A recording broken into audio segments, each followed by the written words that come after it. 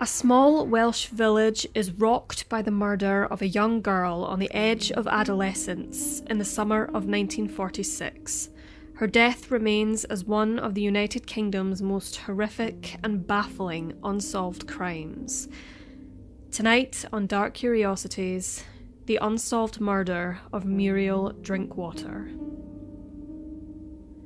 Born in Carmarthen, Wales on the 19th of July 1933, Muriel Joan Drinkwater was the youngest of 4 daughters to John Percival Drinkwater and his wife Margaret. In the summer of 1946, 12-year-old Muriel was a pupil at Penlegare Grammar School, located in Swansea. She was described as being an intelligent, conscientious and diligent student who was part of a girl guide group and was known to be a talented singer, nicknamed by friends as the Little Nightingale. Young Muriel lived on a farm called Tyldhu, which lay near the village of Penlegare. During her school days, she would regularly take a bus to and from school, taking the final part of her route home by walking through the woods. Many of those who knew her recalling how her beautiful singing voice could be heard from between the trees. It was the 27th of June, a school day that started just like any other. Despite it being summer, the weather was dreary, fog lingering in the air. As per her routine, she departed from the school bus. However, the exact time cannot be stated as sources differ enormously on this. Some say at 2:30 p.m, others 4:20 p.m. Singing as she made her way down the winding path towards her home, this fact verified by the bus driver. Margaret Drinkwater, who was in the kitchen of the family farm, glanced out of the window to see her daughter, who was approximately 400 yards away. She went outside and waved at Muriel, who in turn waved back. She then witnessed Muriel journeying into the thick woodland, which was her regular way to Tyldhu. Confident that she would see her in a couple of moments, Margaret put the kettle on for tea. The time ticked by, and Margaret was becoming anxious as her daughter failed to appear. She waited for an hour or so, searching through the winding path and calling her daughter's name, hoping that she would come out from the woods.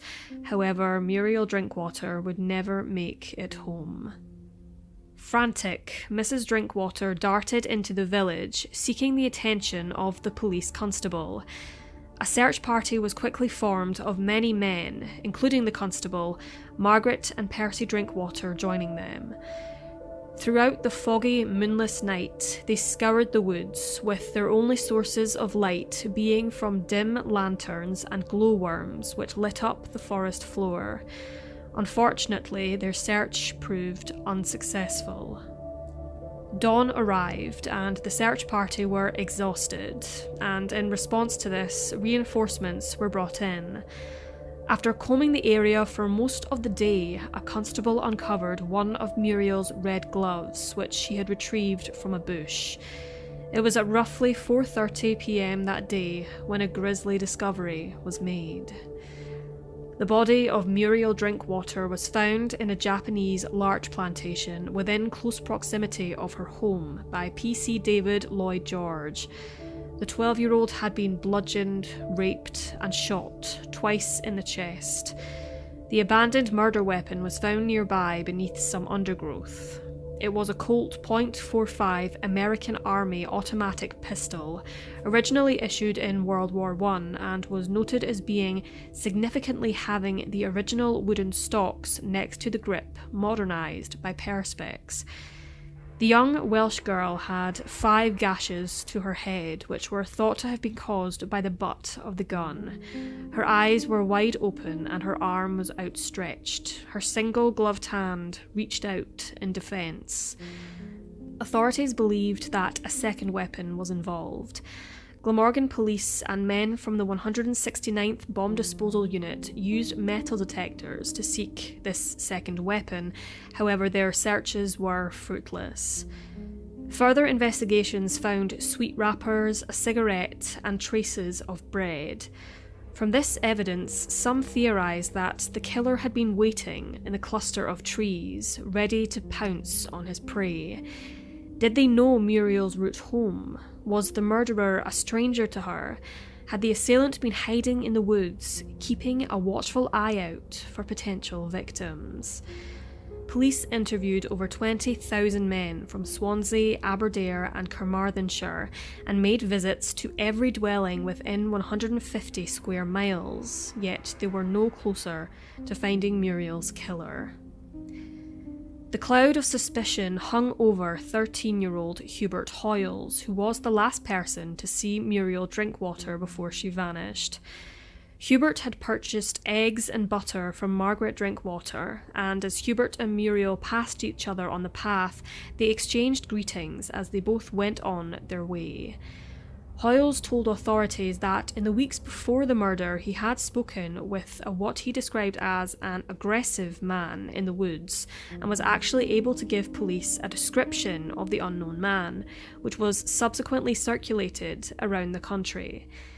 The man was said to be in his 30s with thick, fluffy hair, wearing brown corduroy trousers and a light brown sports jacket.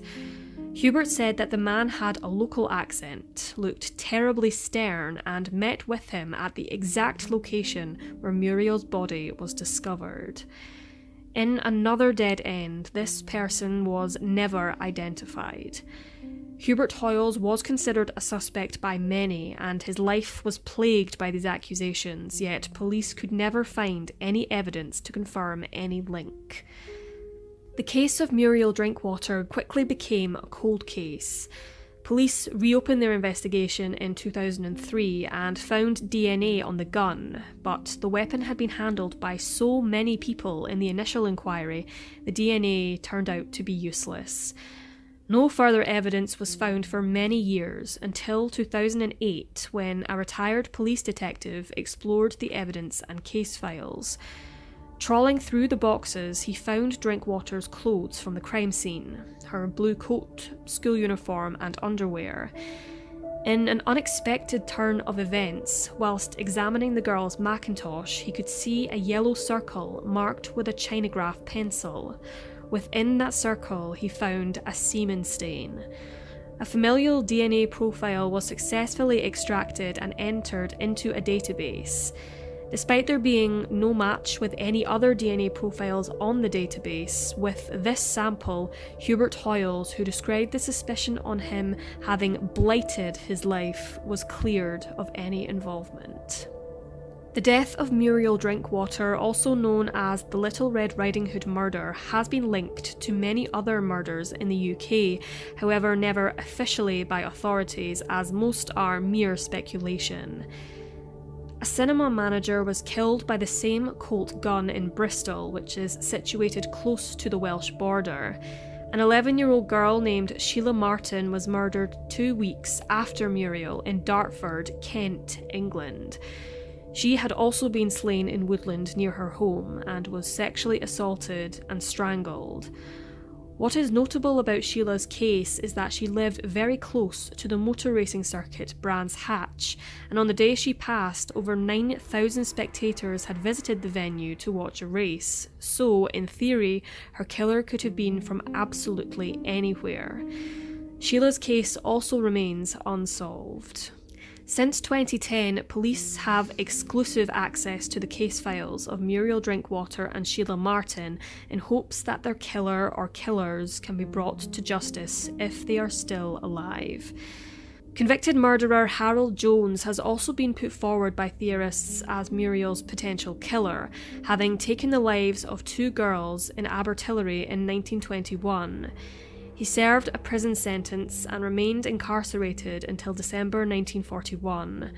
Although Jones has been deceased since 1971, if any male descendants of his offer their DNA for comparison, authorities may be able to confirm whether Harold Jones was involved in this heinous crime. Over 3,000 people attended Muriel's funeral on the 7th of July at St David's Church, including her classmates, posies laid on her grave. Even though she passed away over 70 years ago, her memory lives on in the community. Local Girl Guides raised funds to replace the wooden cross to a proper headstone, and flowers are regularly left at her graveside. The murder of Muriel Drinkwater is a case which has haunted many locals of Penlegar. Her loss sent ripples of heartache throughout the small, tight-knit community, the Nightingale's song never heard again. Despite there being little to no progress since the DNA breakthrough, the campaign for justice continues, and perhaps one day the Drinkwater family and their descendants will get answers as to who tore their beautiful girl from life.